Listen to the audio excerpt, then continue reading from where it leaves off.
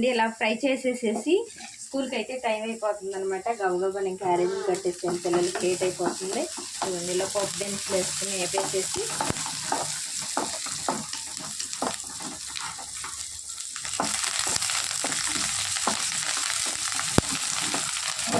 పిల్లలు చాలా ఇష్టంగా తింటారండి. ఇలా ఫ్రై చేసి మనం బాగా ముక్కలు కోసి ఎగిరిగిరిగా ఫ్రై రావాలన్నా ఇలా బారుగా కోసి పెడితే ఇష్టంగా తింటారు క్యారేజీలో.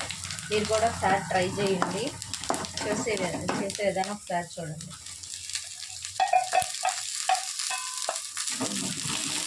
పసుపు,